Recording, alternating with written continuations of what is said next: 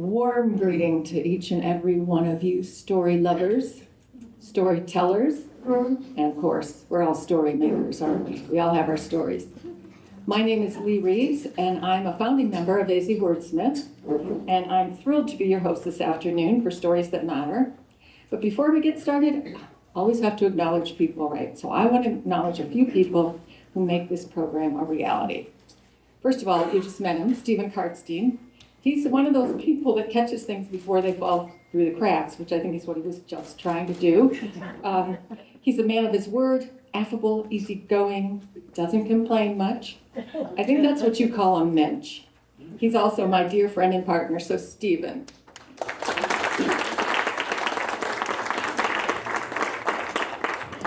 Matt Santos, our brilliant photographer and videographer. He will post today's event on YouTube in a couple weeks, right? Where's Matt? Well, anyway, he's around everywhere taking pictures and videoing this game. He's wonderful, and he's been with us from the very, very beginning. You can contact him at MSP, Matt Santos Production, and he is a real pro. I also want to thank the Elks Foundation for helping us to launch this program, and of course for providing this exquisite venue to gather. And Liz Rogers in the back there, she's the marketing and program manager for the Elks. Yep. She's our go-to person, so if you have any complaints or problems, Liz is the person.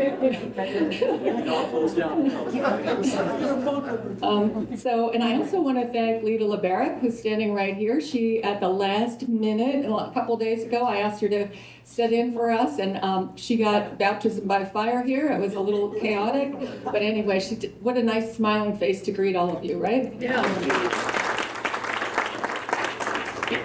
Janet Hopkins and Sue Favia cannot be here, but they were two of the founding members. We have two of our team planning members for AZ Wordsmith, Sarah Smith and Margot McDonald. They're here tonight, so we're just happy to have them.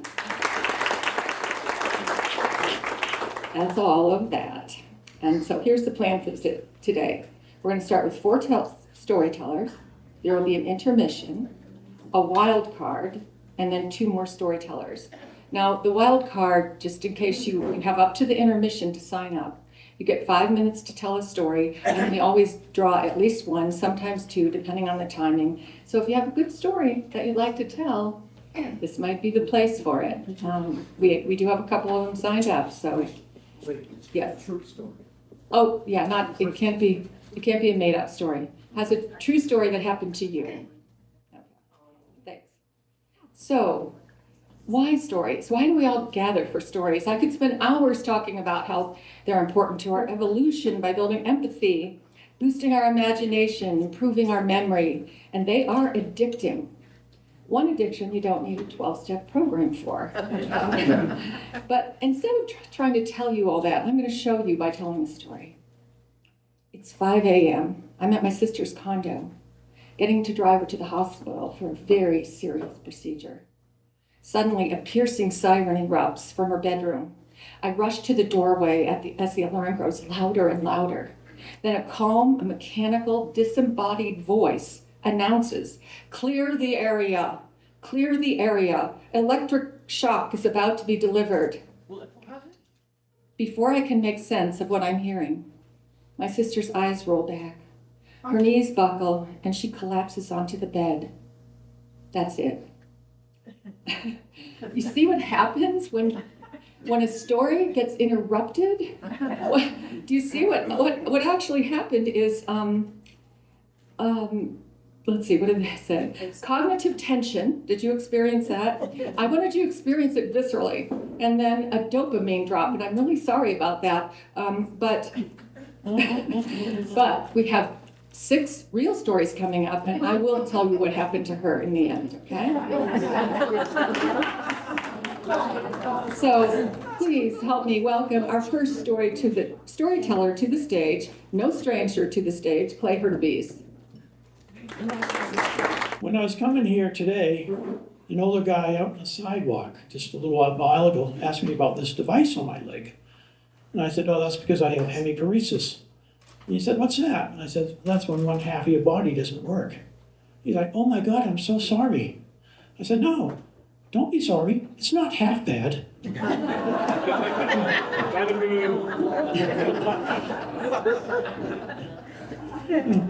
About 10 years ago, there was a massive hurricane that struck Puerto Rico. It was devastating. I felt that I must do something, so I joined the American Red Cross. It's a mostly volunteer organization. During my tenure, I was deployed 6 times. California, North and South Carolina, Oklahoma, Texas, and New Mexico. The Houston, Texas DRO, Disaster Relief Operation, was memorable. A massive flood had dislocated over 10,000 people. We were set up in an upper-class neighborhood, and we were housing 300 people there. The evacuees, for some reason that we don't understand, treated the volunteers rather rudely. They'd throw things on the floor right in front of you. Every morning, the showers were smeared with feces. Rubber snakes were put on our hoods of the cars, which meant go home, you're not wanted. Violent threats were so severe, we needed police escorts to go to our car in the adjoining parking lot. Now cross over to New Mexico. My 2 weeks in New Mexico were the 2 most mentally challenging weeks of my life. When the Red Cross called me, it was as if they were trying to dissuade me. They said, this will be unlike any DRO you've been to. Typically, we have well over 100 volunteers at an event. Here, there were 6 of us to help thousands of Afghan refugees who were seeking asylum from the Taliban. They arrived by plane with just the clothes on their back. We took it from there. On the first day, I was delivering boxes of blankets to a trailer. 3 teenagers ran up to me, and they didn't speak any English. With simple sign language, they figured out where and how to stack the boxes.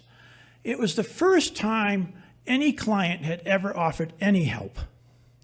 After that, men would run up to me and say, take picture, wristband. You need help, call me.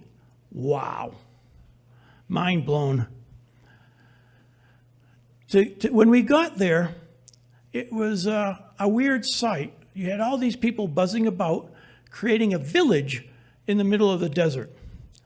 They had tents 20 feet high that would hold 500 cots, smaller tents for communications, healthcare, and even a school.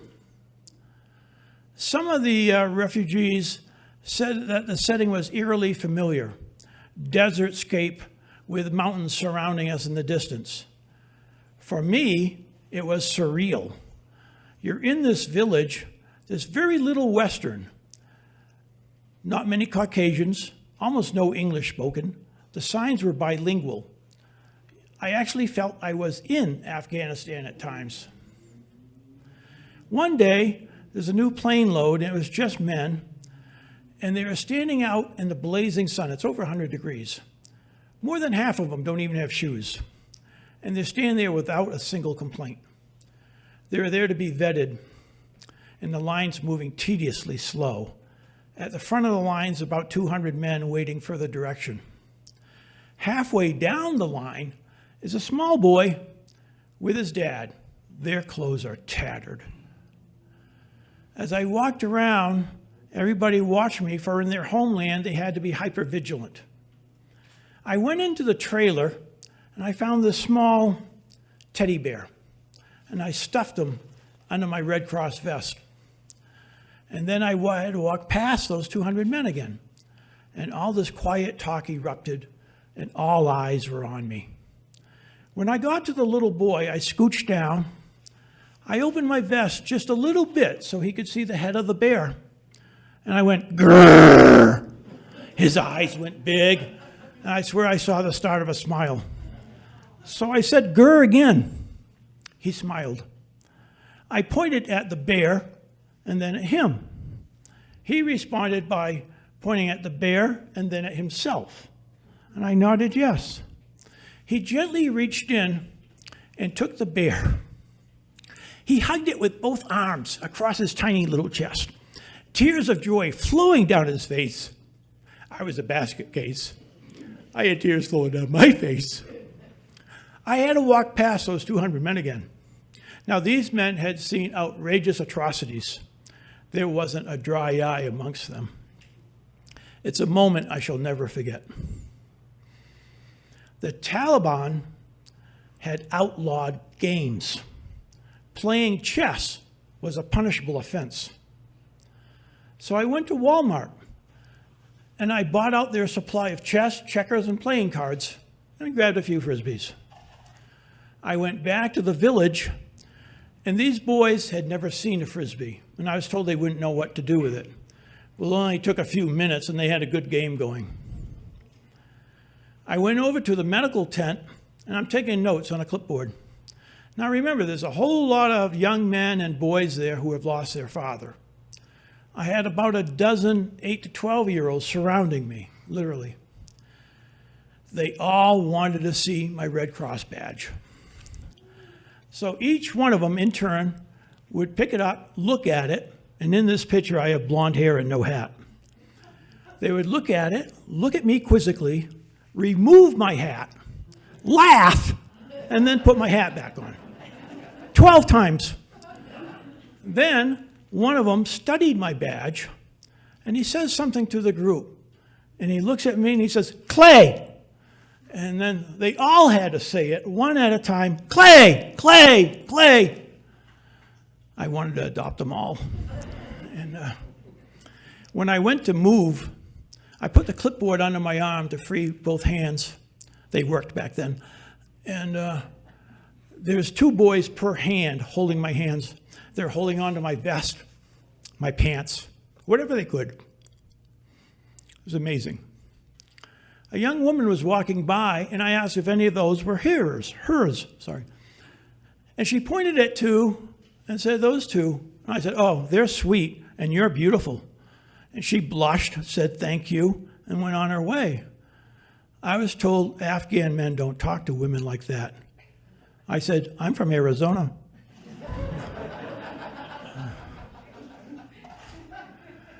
My interactions with the refugees didn't go unnoticed. A colonel came up to me and said that his superior wanted to know if I'd be willing to talk about the Red Cross in front of a group of 500 men in one of these tents. So I said, okay. Now, opening that door, I was full of trepidation because I'm expecting to see Texas like 10 times over. I opened the door and I am shocked. They had asked for mops and brooms. If a cot wasn't occupied, it was made up military style. There wasn't a shred of paper on the floor. It was quiet. So I give my talk, then I welcome them to the USA, and I said, "I hope your lives improve." And they gave me this wild standing ovation.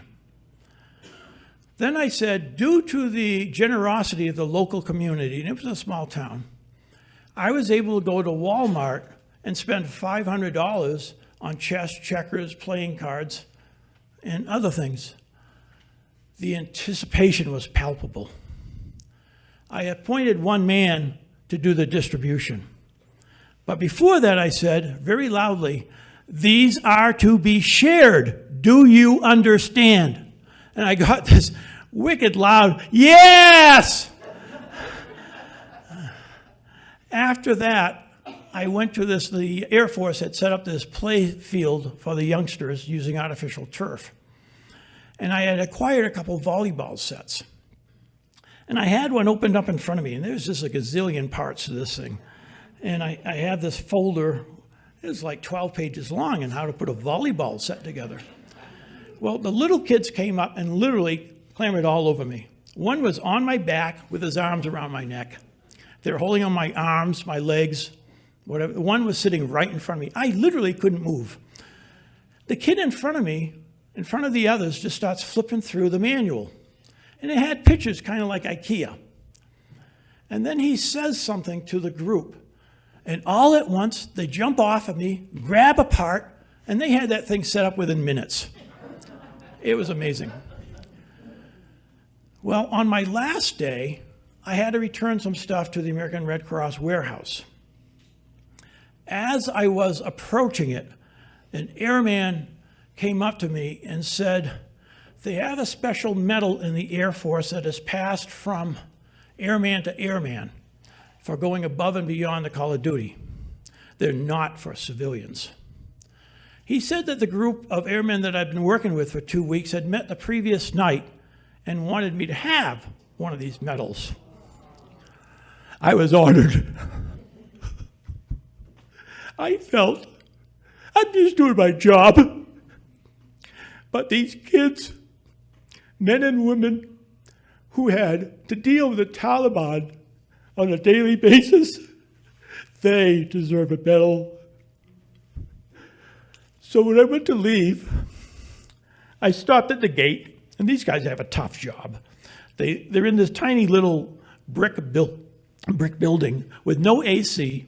They work long hours. The building's in the sun, and all the people coming in are very impatient. So I handed over the rest of my bottled water and snacks, and then I thanked them for their hospitality and their professionalism. And then I took a right-hand turn and left the best 2 weeks of my life behind me. Thank you. Hi. Thank you, Clay. Here's a little bit about Clay. He was born on a potato farm in Maine, but he didn't sprout until he moved out west. So these are his words. Clay is a retired pharmacist. He's written 12 books. He survived avalanches, a 60-foot climbing fall, 2 traumatic brain injuries, and a stroke. Apparently, life keeps trying to edit him out, but the manuscript refuses to cooperate. A few things, I asked different questions, and I asked what his most irrational fear is, and his is that the aliens won't take him with them. The biggest misconception people have about him is, I went driving once and didn't get in an accident. He doesn't drive now, so you don't have to worry about being on the road with him. Early bird or an owl? He's an owl. He's a night owl, right. Beach or mountains? No, Clay has to have it all. He wants to be the beach at the base of a mountain. So thank you very much, Clay. Larry Urish, let's welcome him to the stage.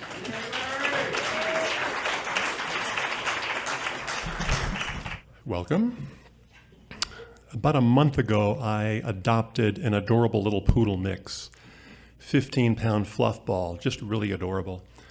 And a couple of weeks ago, I was walking him around Courthouse Square. His name is Lucas. And there I was, walking around, saying hi to people. This really good-looking 20-something woman comes up and says, "Oh, so cute, so cute, oh, so cute." I said, "Thank you, I work out. What about the dog?"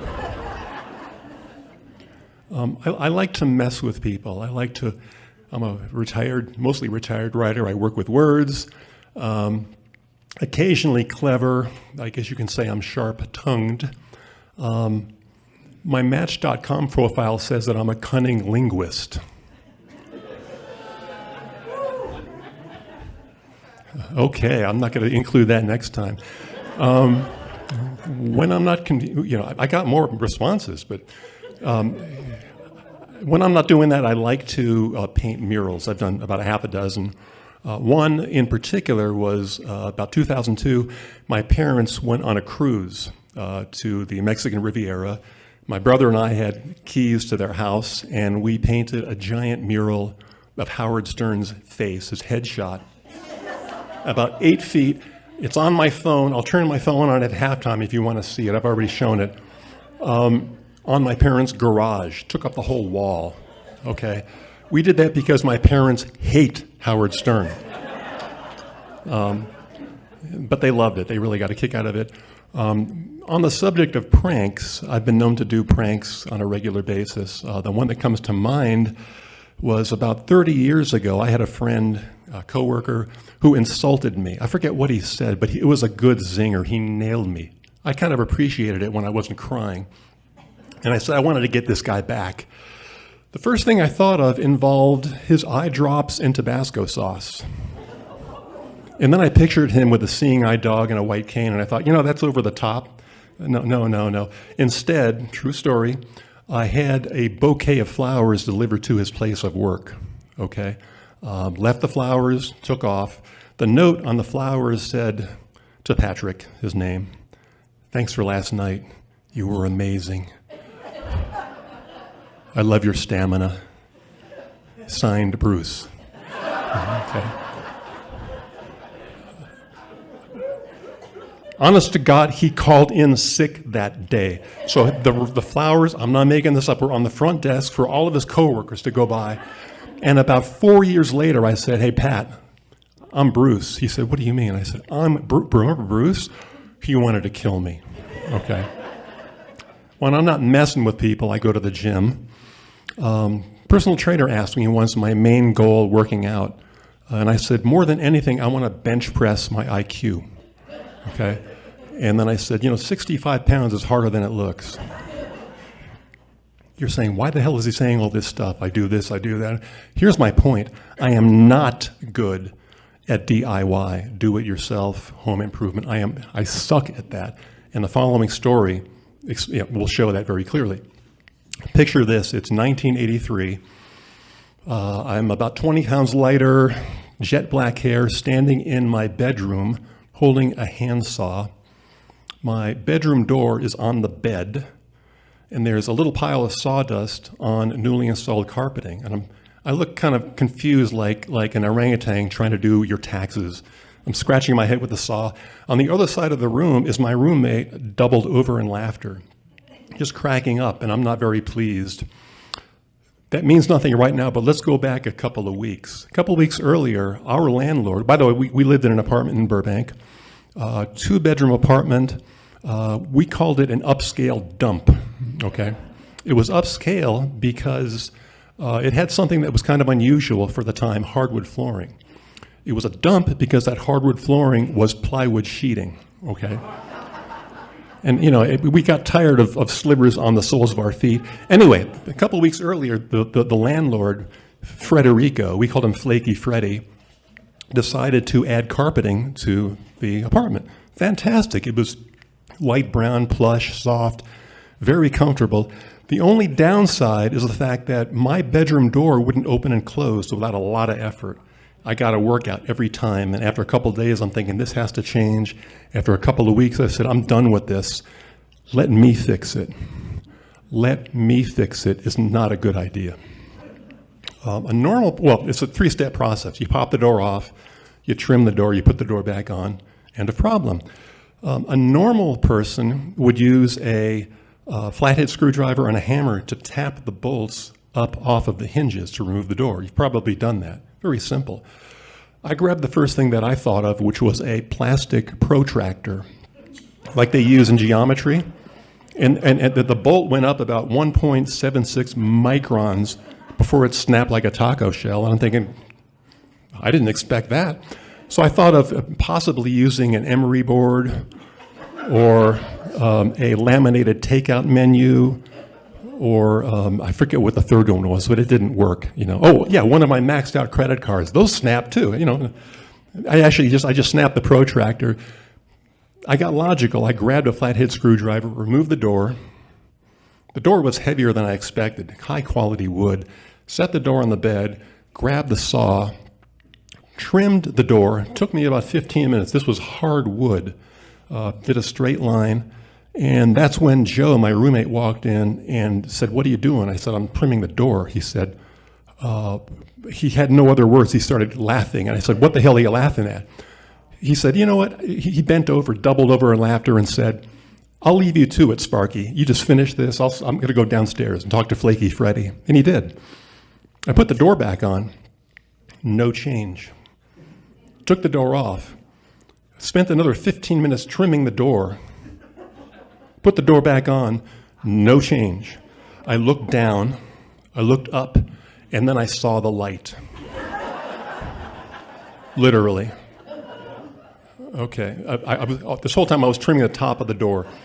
Being a mature 20-something, I just breathed.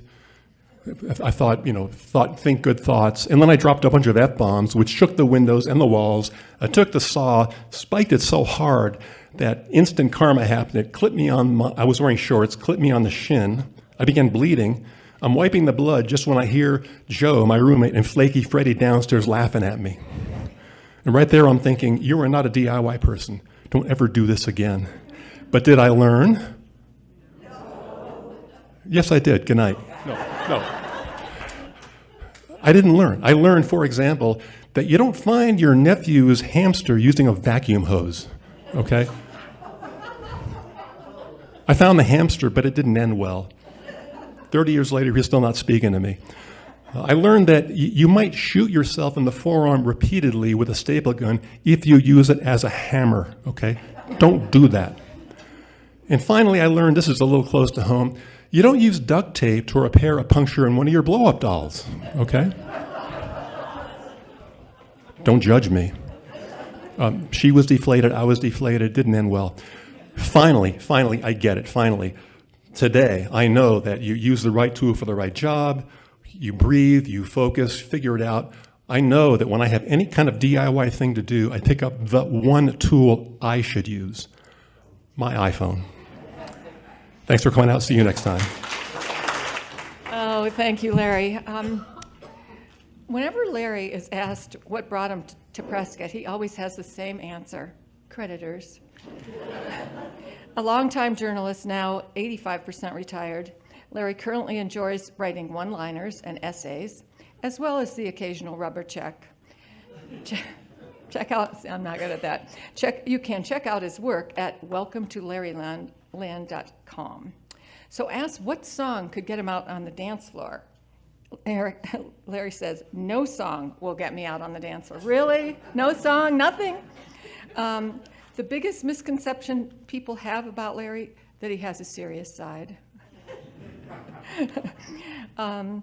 If he could master anything, he would play piano. He's an early bird and a beach guy. Now, let's welcome to the stage Chris Gillis.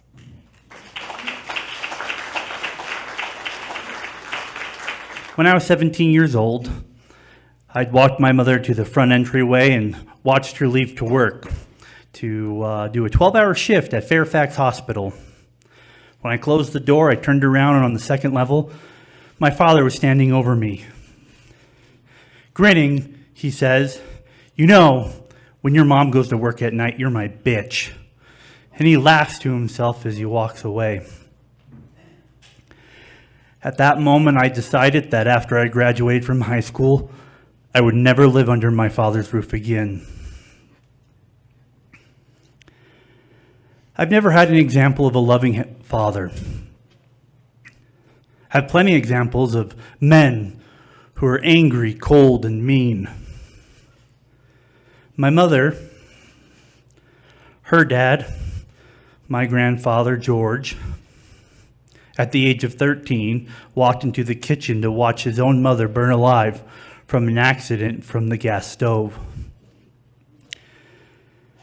Later on, my grandfather told me that he always blamed himself for that because it was part of his responsibility to make sure the pilot light was on in the oven. Later on in his life, he was drafted into the Korean War and was a paratrooper who was continuously kicked off the airplane, landing into lands where the standing order was to shoot any hostile on sight.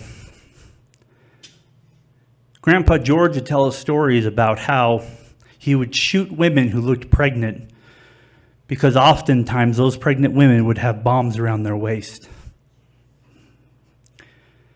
George, he loved his horses, and it appeared to his family that he loved horses more than he loved his children. How does this change a man? My father, his dad, we were told to call him Pop Pop, but his name was Lawrence. He's a ghost to me. All I know about him is that he joined up in the Navy during the Korean War, was a lineman, and by the time he was 40, he was on disability due to rheumatoid arthritis that crippled his body. My father hated his father. Dad was an attractive man. He looks a lot like Harrison Ford with Tom Selleck mustache. In fact, me and my father carry the trait of his father. We both have the same face and the same eyes, so when I look in the mirror, I can see Pop Pop. But that's all I know of him, because Dad refused to talk about him. At 17, my dad convinced his mother to let him sign up for the Navy so he could leave his father's roof. He couldn't stand the demands of his dad anymore. He couldn't stand the fact that he was never good as his brother Joe. He couldn't stand the fact of just every time his father said something, it was in order. He never heard, "I love you." Dad went into counterintelligence. He was in charge of other people's lives for most of his career. He was there for the Berlin Wall. He was there during 9/11 when his office was destroyed when a plane crashed into it. He was there in Iraq in 2005 and 2006. He actually lived in Saddam Hussein's mansion. How does Dad have time to love his children when he's saving the world? These men became cold to me. They became angry and mean.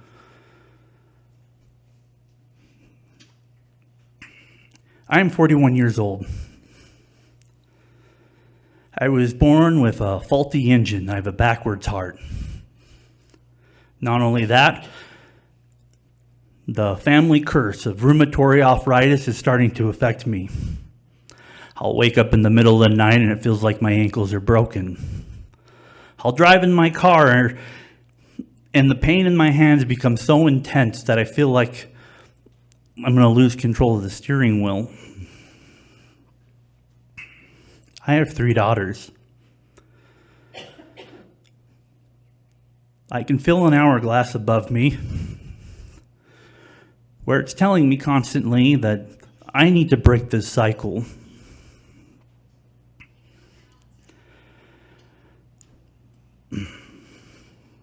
This cycle where I see men being cold, angry, and mean because of the trauma they had went through. I can feel it. When I was a younger man, I never understood the concept of suicide. Now, in my midlife,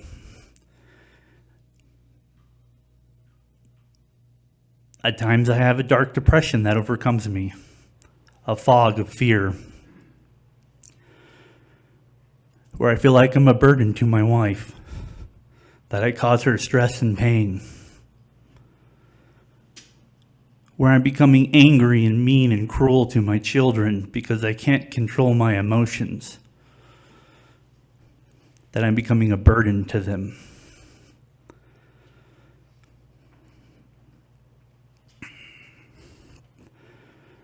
Now, there's one saving grace that I do have, that when I was younger, when I did turn 18, I ran away from home. I went 2,000 miles away from my father. And I discovered something. I was invited, I was given an invitation to love something that I call a loving Heavenly Father. And it taught me how to forgive myself for my problems. It taught me to forgive my father, who I hated at the time. It taught me to forgive. And it taught me, most importantly, how to love.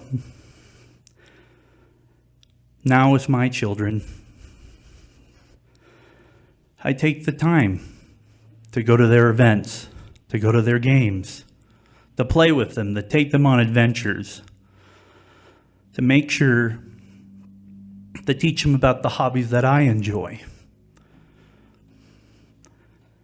And when that darkness, that depression comes in, I do my best to fill it with love, rather than becoming that cold, angry man, allowing the sins of my fathers to corrupt me, making it where I push my children away,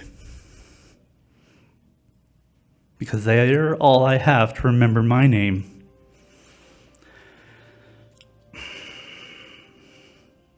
I'm going to pause for a second for that. Is that all right?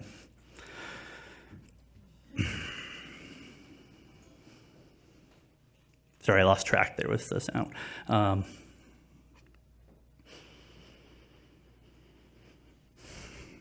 Now I can say, I love you.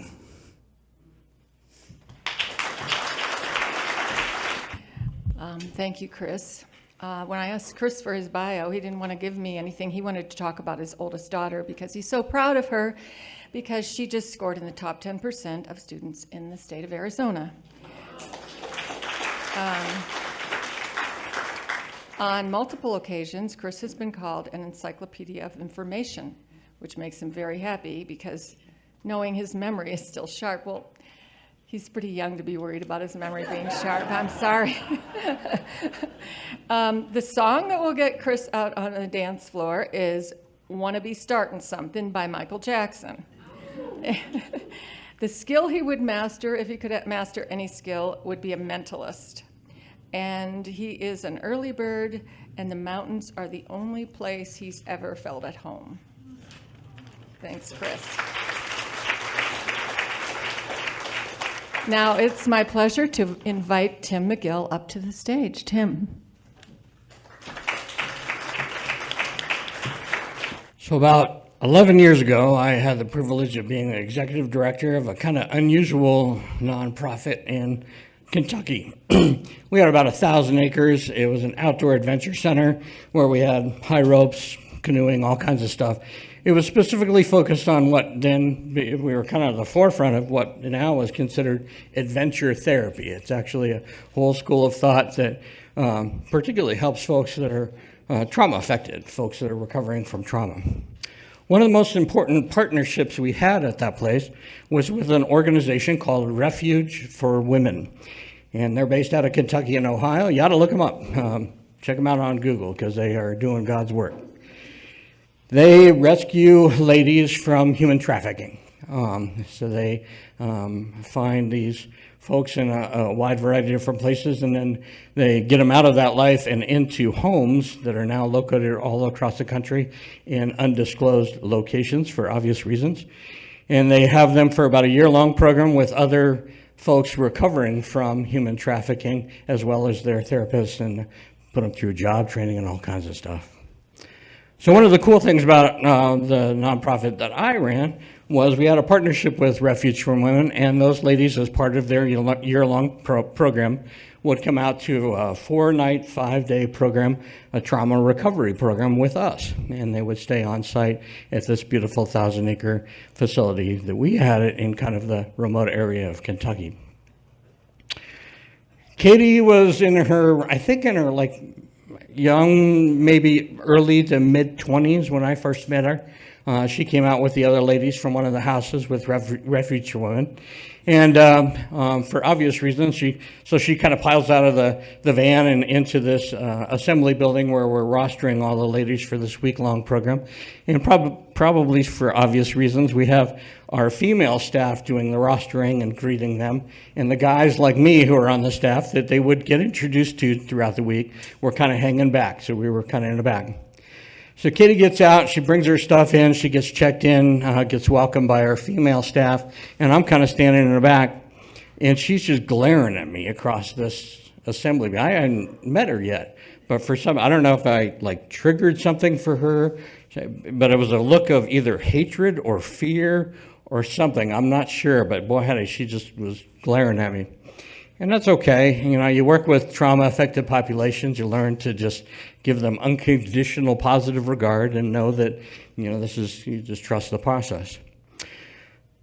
I didn't know much about her background at that point, but I learned later from her therapist that she was molested by a family member, or several family members actually, as a child. And then that led to really a distorted view of what intimacy looked like and what, you know, love looks like.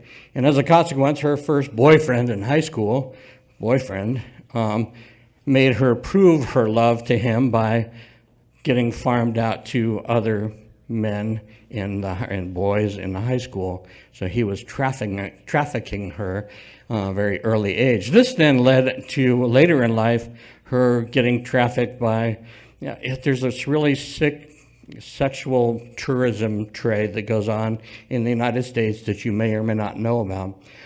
It takes many forms, but one of them is a route that goes from about down in Louisville, or no, it goes up to Louisville. It starts in New Orleans, and it goes up to Louisville in May for the Derby in May, the Kentucky Derby.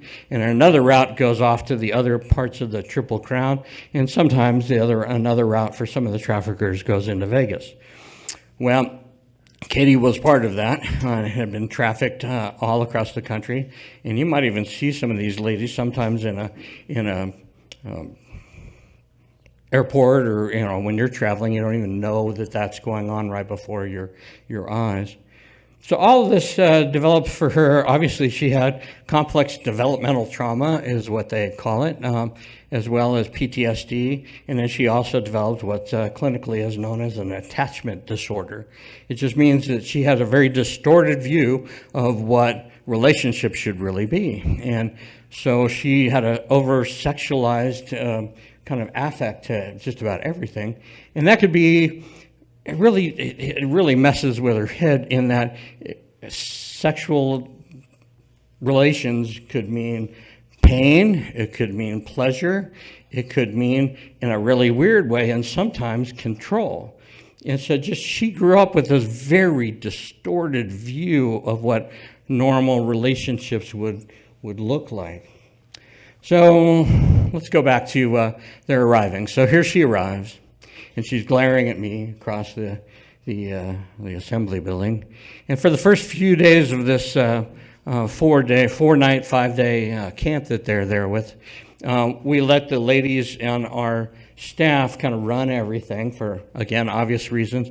And I and other male staff then would be there, and we'd get introduced to them slowly but surely until such time as they could realize that we're friendly and that we're okay and we're not going to harm them. The other guys on our staff seemed to develop a decent rapport with her, but I did not. And she would give me just one-word answers. How are you this morning? Fine. She would never make eye contact with me at all. And again, it's okay.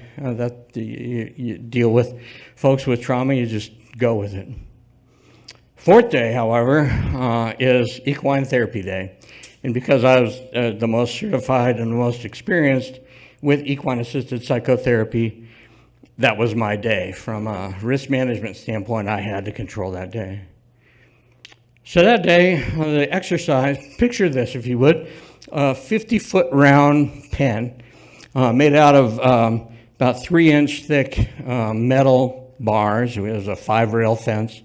A little gate that you could barely walk through with one person, and maybe bringing a horse in tow, and the two of you could go in. And this 55, it's actually exactly 55-foot diameter round pen is sitting there waiting for our exercise. And I tell Katie, I invite her to go out in the pasture and pick out a horse and put a halter on him and bring that horse over and come on in to the round pen. Well, she goes out to the pasture and picks out Doc. Doc's just a 16-hand, goofy-looking, I think he's a quarter horse, maybe thoroughbred cross, a big tall guy, big lanky dude. And he's just goofy, like his head's all over the place. He's kind of looking around. Real friendly animal and real sweet, but just goofy, right? So and I find that kind of an interesting thing that, she picked him out, but she halters him, brings him over. I invite her to go into the round pen with old Doc, and they get inside, and we close the gate. The rest of us are outside, and I'm giving instructions from outside the round pen. All the other ladies are watching, so there are counselors and stuff.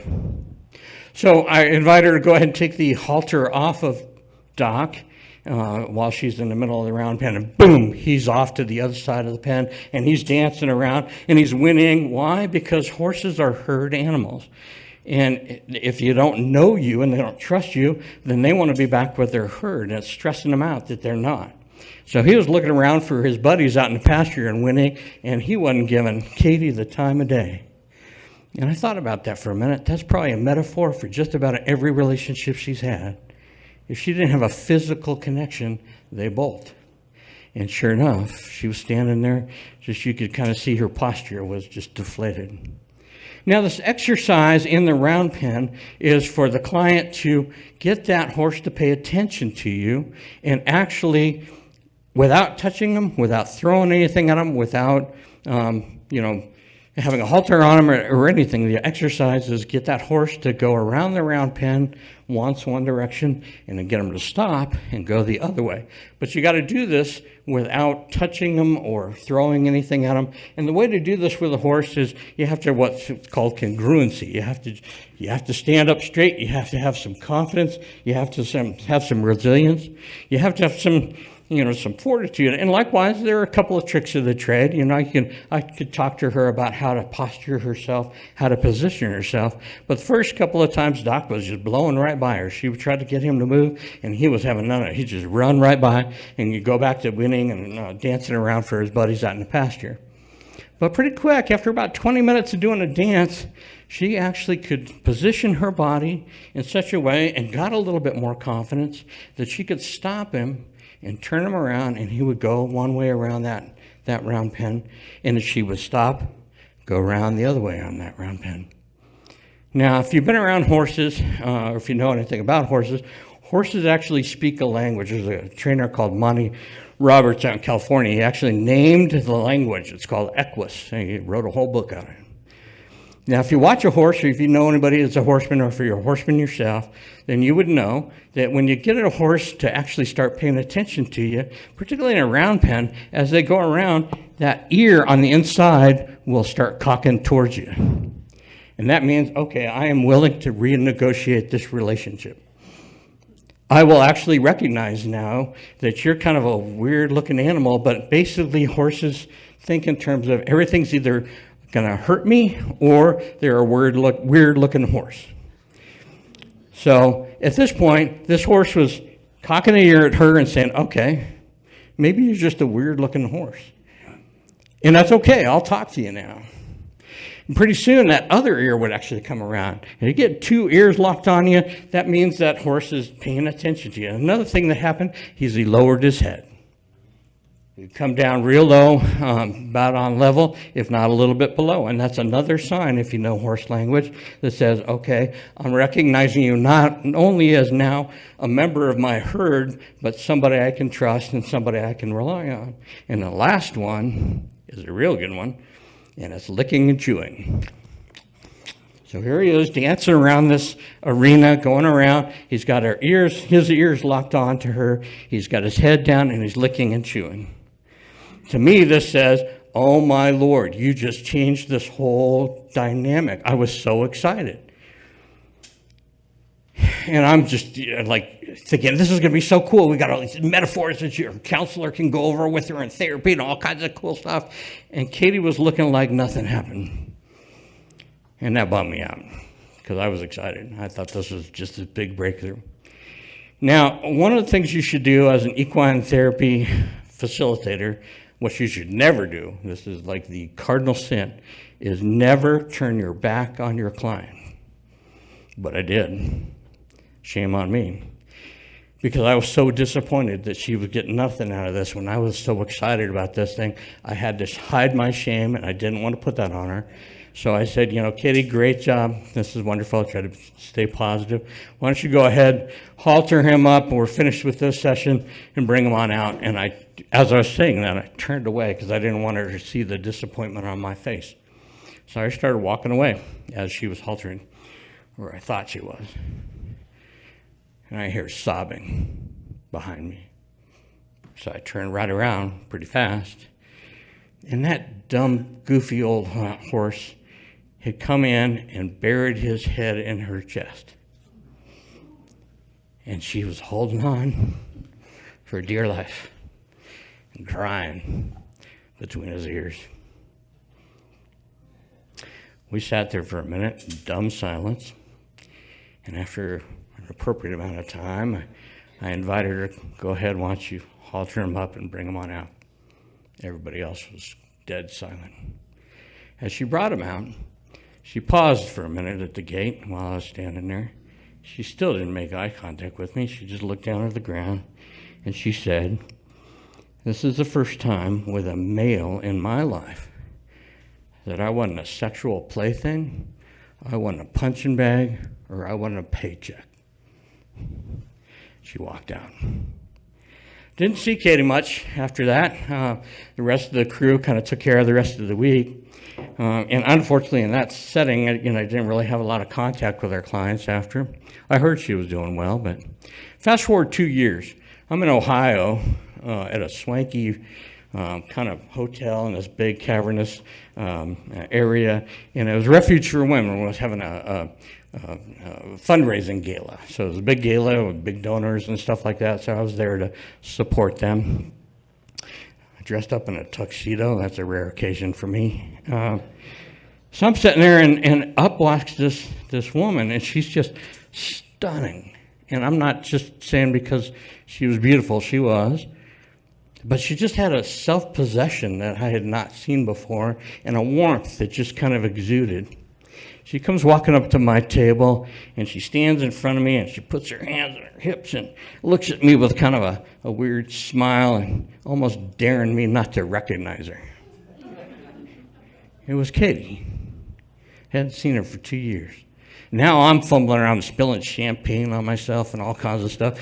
They're jumping up to say hello. And before I get that chance, she reaches around and she puts her arms around my neck. She whispers in my ear, "I remember that day with your horses. Those horses saved me." And then she was gone. Thank you.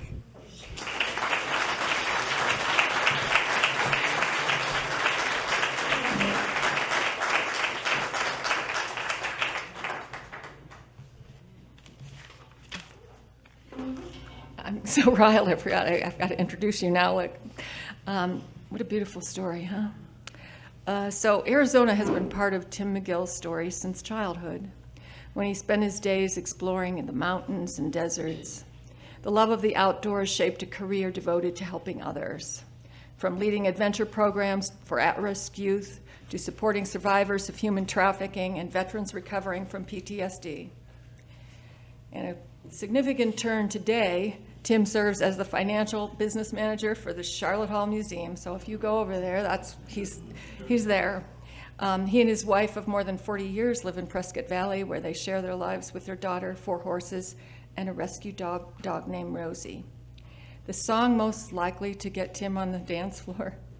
As a former drummer, I might have rhythm, but I do not dance, ever.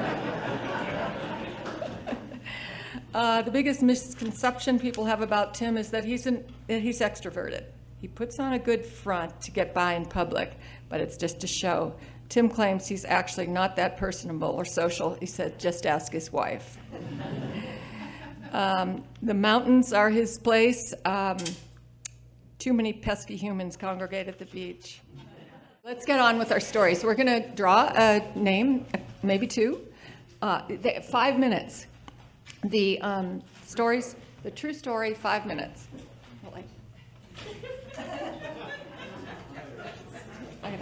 I got 2. Okay. Angela Orlando. Just come up now. Hey everybody, my name's Angela Orlando and I am a Prescottonian, but now I live in Tucson and I run a very similar organization as this down there. It's called Odyssey Storytelling and we are 22 and a half years old, nonprofit. And so it was so cool to see what y'all are doing here. I'm very proud of this. This is wonderful. So once upon a time growing up here, and I think it was probably my mom's here, so I got to fact check. We're going to go with 91. My friend Adrian goes, hey, I got an opportunity for you to go to Disneyland. And I was like, oh, Disneyland. I'm not really a Disney person, never have been, but hey, who's going to turn down a free trip to Disneyland? And condition was I had to join the Rainbow Girls. Anybody? You know, okay, we got a Rainbow Girl in the house. So the Masonics, the Masons, they have 4 family members, if you will. The Masons are the dad, the Eastern Stars are the moms, the D-Malays are the boys, and the Rainbow Girls, such as myself, I had to become a Mason. We're the daughters. Second condition I did not know about this free trip to Disneyland was we had to quite literally, and I mean this, run to Anaheim from Prescott. I was an asthmatic little kid. And so we had one poor Eastern Star lady in the motorhome in front and one poor motorhome in the back and one kid running down the highway to Anaheim. I don't know the average length of a mile for an 8th grader, but mine were like 24 minutes. So is that good? So the boys were running on one and we were running on the other. So we were actually just running halfway there. And then one of the leaders, she gets a call and she's like, guess what? We're going to go make a little detour to Palm Springs where Sonny Bono is the mayor. He wants to meet you all. And us little kids are like, who? So we divert courses. I remember we all ran across the Colorado together. It was totally in the Courier. We ran across the Colorado, the boys, the D-Malay and the Rainbow Girls. And then we, ended up in Palm Springs and we finally got there and we're outside and the Palm Springs mayoral building's really cool. It's like really mid-mod. And we're looking at our watches like I am right now and Sonny Bono never came. He totally spaced us. Totally forgot. Sonny Bono or Bono stood us up. And, there's a blurred line for when it's okay to ski into a tree and when it's not okay to ski into a tree. I'm kind of iffy on Sonny Bono because you don't stand up the Mason children. Thanks. I think that was fun.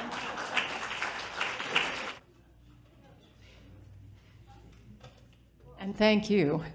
That's brave, isn't it? We have one more. Rick, Shope. Okay, I need my glasses. Okay, all the Ricks in the room, please stand up.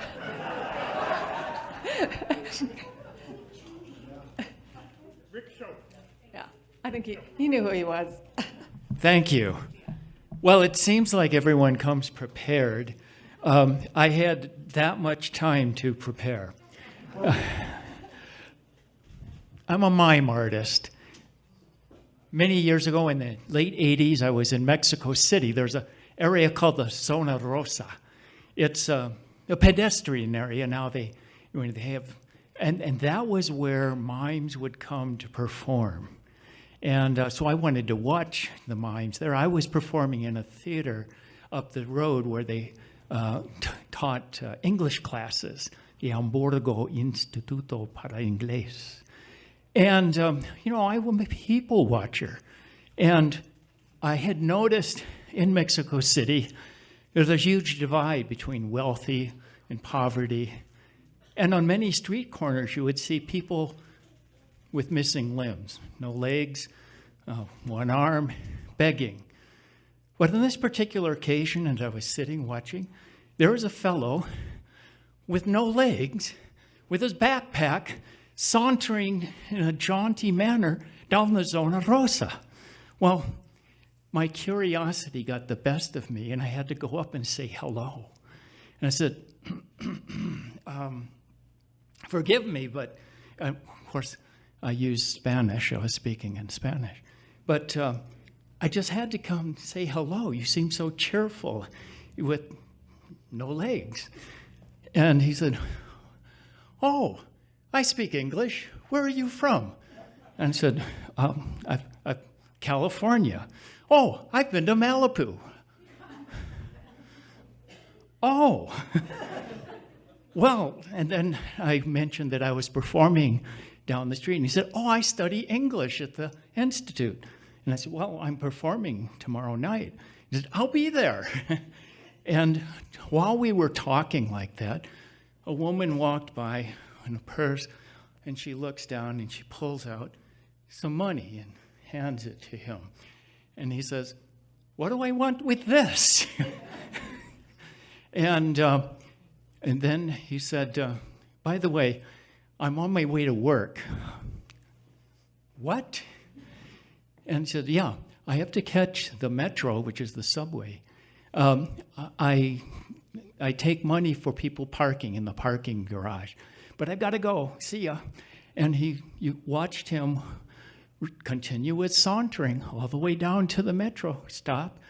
And I was absolutely amazed because the next night, who was the first person in the door to come watch my performance but that fellow bounding down the aisle to get a front row seat. Thank you. Thanks, Rick. That was great. By the way, we do take a photograph at the end, so we'd like our Rick and Angela to stick around for that. Now, please give a warm welcome to Mallory Gish, who is our next storyteller. I spent 33 years with Los Angeles Unified School District, and the first 10, I was a school bus driver, which actually ended up being the best 10 of the 33. Now, I'm not saying it wasn't challenging. You had to be very creative with kids, but that was the best part about that. I cared, I loved the kids, I treated them as if they were my own kids. If they had a bad day on the bus, I always said, hey, tomorrow's a new day, we'll start fresh tomorrow. But this is a story about one of those days I'm driving a school bus on the Hollywood freeway in California. And I'm driving and I'm transiting onto the Ventura freeway. It's the same freeway, but it just turns into another. So I'm heading towards Encino, California, to my school for the afternoon. The school I was going to was called Lanai Elementary. The school gets out at 2:20. Now I'm way ahead of time because I always like to be early, and I always like to pick up my kids early so the parents could count on me. But anyway, so I see this other school bus coming from the 405, and they get on the freeway in front of me. So there's another vehicle following the school bus. And that vehicle that was following the school bus ahead of me decided to get over on the passenger side of the driver. Now, that guy that was following him, he had one of those archaic cell phones, you know, the big ones? Okay.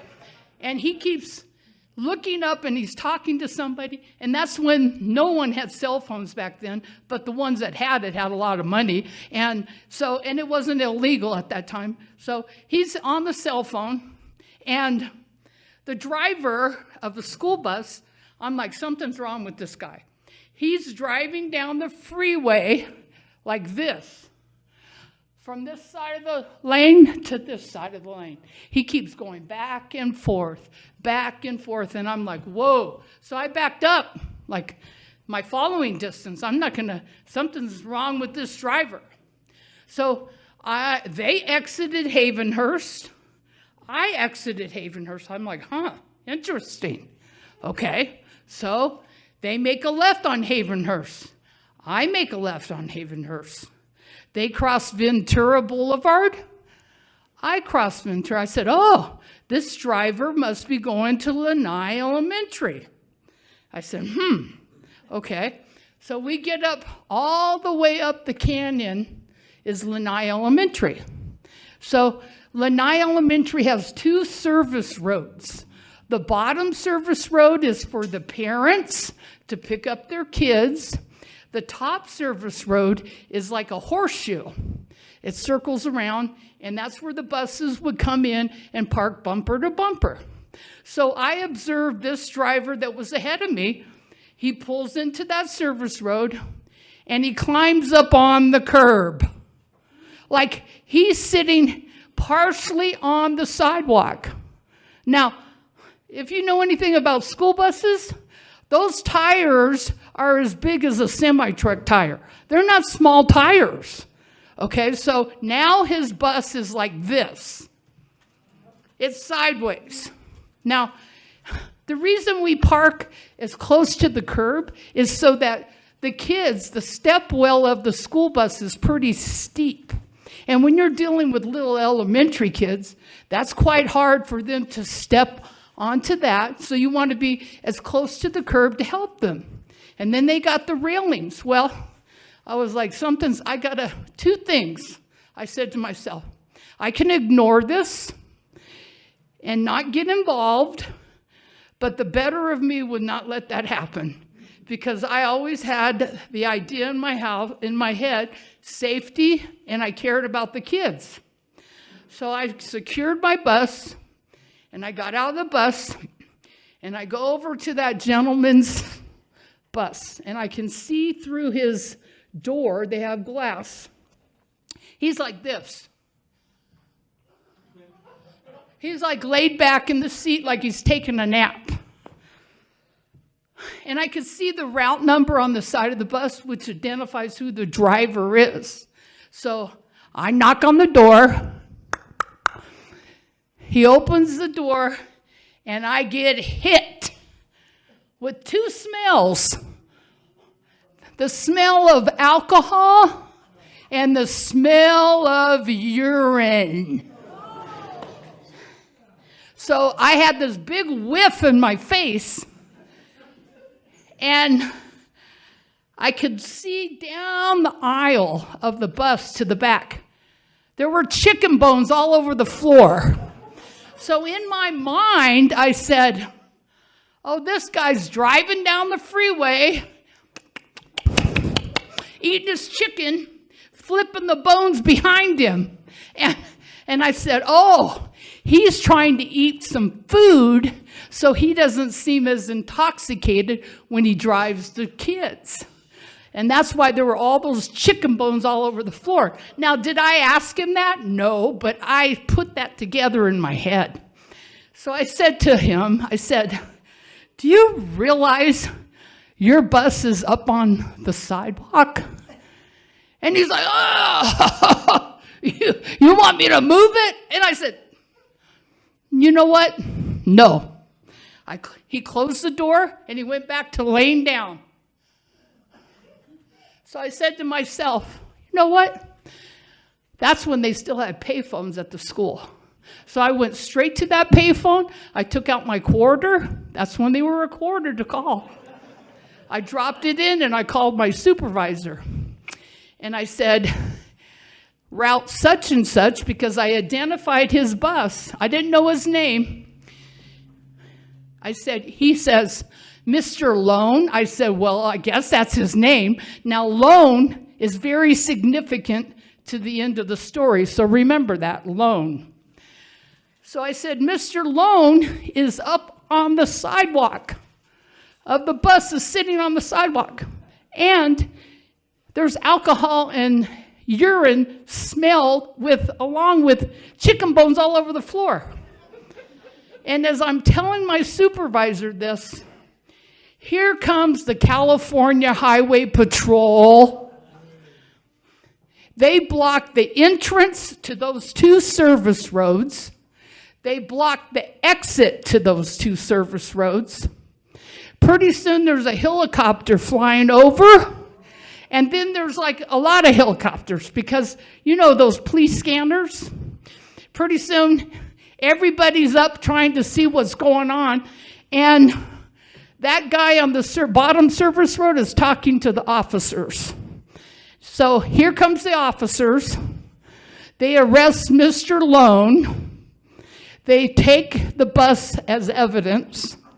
Okay, now, they shut down that whole school till 4 o'clock. Now, you have to understand, parents, and that's a 2-lane road going up the canyon. So that was like, the traffic was unreal. Like, I'm not kidding you, it was backed up for miles, up the canyon and down the canyon. And then with all that police activity and everything. Anyway, so we got out of there around 4. Now we're going to fast forward 9 months. The trial of Mr. Lone. It's covered in the newspaper, everything. I know you're not going to believe this next part. Because you know what this guy did? He had 9 aliases. 9 aliases. And you're thinking, that's impossible. Well, as a school bus driver, you're given a temporary 180-day, which is 6 months. And it's called a California Special Passenger Driving Certificate. It's temporary. It's good for 6 months. That means you're allowed to drive kids on a temporary certificate until your permanent comes in. And that never happened for Mr. Lone. He never got his permanent. So when it got to the 6 months, he would leave and go to another bus company. And he just kept hopping bus companies. This went on for about 4 years. Anyway, all of those aliases, Mr. Lone, these names kind of rhyme. Mr. Lone, Mr. Sloan, Mr. Holmes. I can only name about 3 of them that stuck with me. So anyway, so Mr. Lone was put in prison over that whole thing. And, you know, the thing that I gathered from it, because most of us in our life, we come across things in our life where we don't want to get involved, right? Because it takes time from whatever our schedule is or whatever happens. But that very day, I'll tell you what, the whole law in California changed that day of his trial. They no longer issue any temporary ever again. You have to have your FBI and background check before you can get behind the wheel of a school bus and drive kids safely. And I'll tell you what, by me getting involved, and it was kind of minor, but hey, I cared enough because I love kids. And I want all my kids in my family to be treated the same way if they ride a bus, and I'm sure you too. So that's the thing I take, because I observed, I cared, and I acted. That's the story. Thank you, Mallory. Mallory moved to Prescott from California in 2019. Mallory loves dogs, especially Lucy, her 15-year-old long-haired dachshund, her favorite breed. When I asked Mallory about herself, she said, "What you see is what you get." I don't fake it. Either you like me or you don't. I'm okay either way. The song that'll get Mallory out on the dance floor is Last Dance by Donna Summers. Her most irrational fear, snakes. Her friends would know she won the lottery by the gifts she would lavish on them. Thank you. And she's an early bird and a beach girl. Now, our last storyteller, I would like to invite up here Larry Thurber. Jerry Thurber.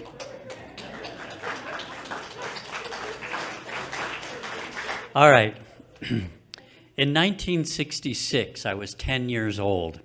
My only interest in life was Little League baseball and riding my bicycle with my friend Barry. When my dad came home that evening, he announced that, "Hey, I just got a job with USAID and we're moving to Somalia." Now, the first thought that came to my mind was, I'm going to get eaten alive by lions or some kind of a wild cannibal out there. And my brother looks at me and he says, that's stupid. It's going to be snakes and spiders. That didn't make it any better for me. So for those of you who don't know, USAID was a brainchild of John F. Kennedy, along with the Peace Corps at that time. And my father was one of the first employees with USAID. The whole idea was to try to bring American prosperity and development to third world countries. And Somalia was clearly a third world country. In fact, it was one of the lowest rated countries at the time. Somalia is, if you don't know about it, Somalia is on the east coast of Africa. And if you think about the way Africa's shaped, it almost looks like a man that's hunched over, and on the back there's a horn. That's Somalia. It's the Horn of Africa. It's about the length of California. On the east side, it's, or let me go with the west side first. On the west side, it's a lot like, you're probably familiar with, say, Kenya and the Serengeti. So it was full of giraffes and zebras and lions. I didn't get any eaten, though. But elephants, et cetera, et cetera. So it's all sort of savanna and grasslands on the west side, where it faces Ethiopia and Kenya. On the right side, the east, it's all beautiful beach. And so the other things you might know about Somalia is that they're known for the Somali pirates, right? So you've probably heard of that. Maybe seen that movie with Captain Phillips and Tom Hanks was Captain Phillips in that. And the other thing you might know about Somalia is Black Hawk Down. So Black Hawk Down was when a bunch of Marines came in on a rescue mission. They were shot down, treated horribly, of course, killed and dragged through the streets. And the reason why I want to mention that to you is because Somalia is one of the most radical countries in the world. They're a radical Islamic nation, and Osama bin Laden actually hung out there for a while just to hide from people. But also what you might know about Somalia is it's one of the most devastated famine countries in the world. Over 100 kids a day die in Somalia. But in the 1960s, it wasn't like that. In the 1960s, it was a land of hope. They had just gained their independence from Great Britain. They had a brand new elected government. They were excited about the future. And we landed at that point in time. But there was also the Cold War going on, and there was Russia there, and there's the United States there. But we didn't care, because what Somalia turned out to be for us kids was the perfect place to be a free-range kid. The reason why I mention that is because we lived in an area that was right near the beach, and we had an American beach club.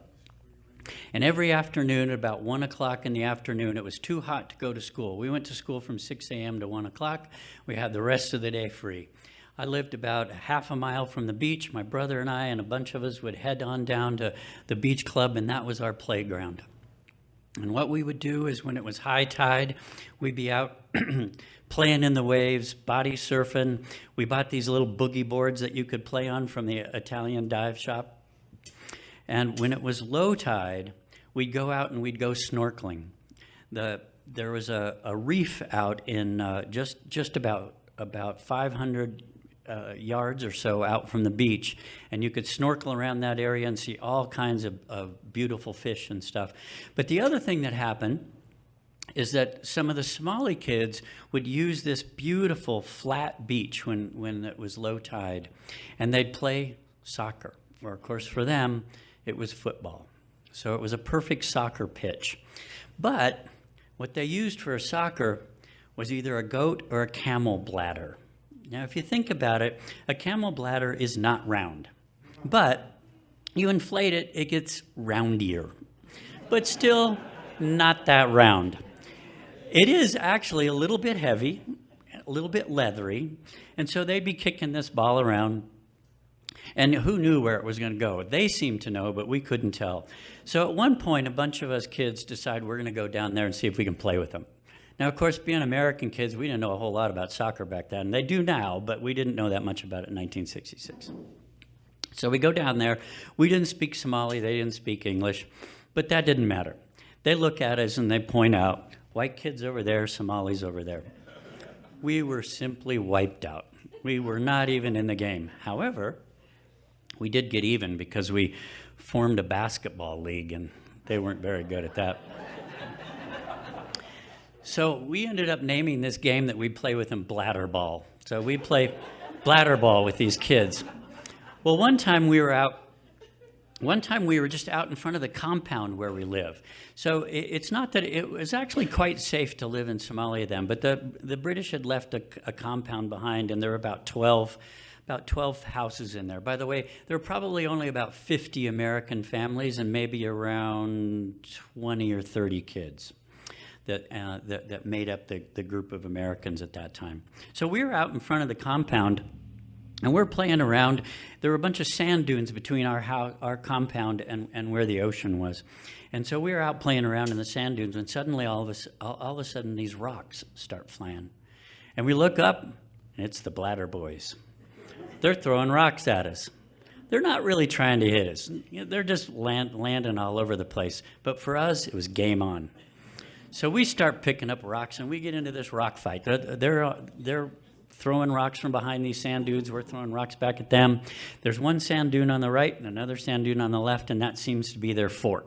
And they're going back and forth, and they're throwing rocks from there. Well, at one point, I bend down, and I pick up this rock. Perfect rock. Fit my hand just perfectly. It was a little bit jagged, but it really fit perfectly. And I took that rock, and I threw it as hard as I can in between the two sand dunes, because that was a place where nobody was.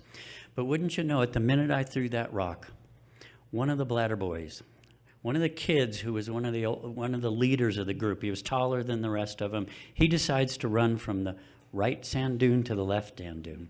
And I can see that rock. It's just flying, and his head's coming. If he'd have taken off a little bit sooner, if he'd have run a little bit faster, a little bit slower, if he'd have been a little bit shorter, if I had thrown that rock a little bit sooner or a little bit later, that rock wouldn't have smashed into the side of that boy's head. So he ran over to the left side sand dune, and about a second or so later, he comes out with his hand on his head, bleeding profusely, and he comes down with some of his friends, and I run over to where my house is. And in the house, I go see this Somali man who worked with us. And I go, Ali, and I tell him what we did. And he said, go get the first aid kit. I'll go get some bandages. So I grabbed first aid kit. He got some bandages. We went down there. Ali cleans the wound, and then he puts iodine on it. If any of you have ever had iodine on a wound, I don't know about you, but I scream.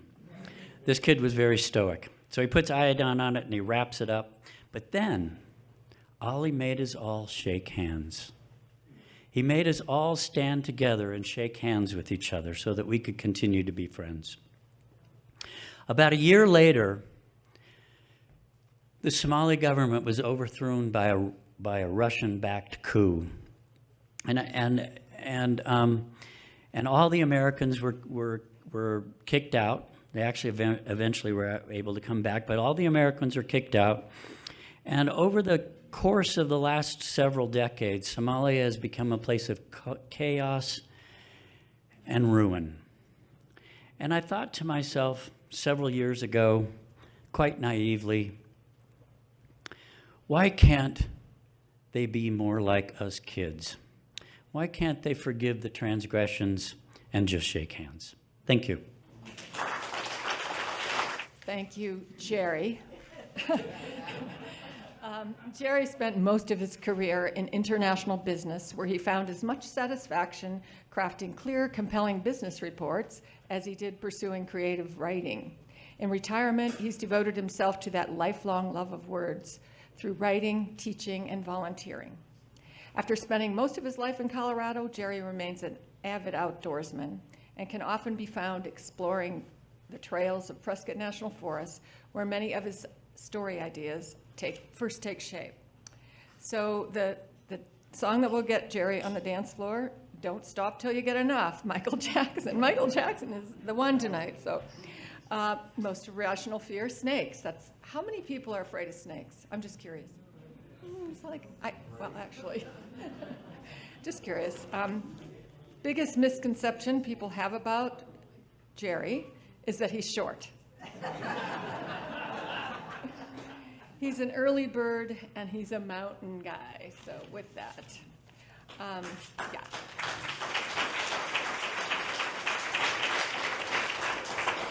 Okay, so I promised you, as far as my sister goes, an experimental defibrillator saved her life that morning. When she passed out, a loud boom filled the room, and her body bounced off the mattress. She opened her eyes and said, "Lee, I think I've had an incident." She did not remember any of it, but I sure did. Before we leave each other, let's reflect on the 6 stories we heard today and consider how they might relate to our own lives. Have you ever witnessed a similar event bring out completely different sides of human nature? Have you ever had to admit, "I'm just not good at this"? Is there a family pattern that you want to end with you? Has someone ever refused your help only for you to learn later that your kindness mattered more than you knew? Was there a time when not minding your business resulted in a safer, better environment? Have you ever found yourself in an unfamiliar culture and discovered how much we all have in common? When you go home, I suggest or invite you to think about the stories that have shaped your life and to share them. So with that, let's thank all of our storytellers.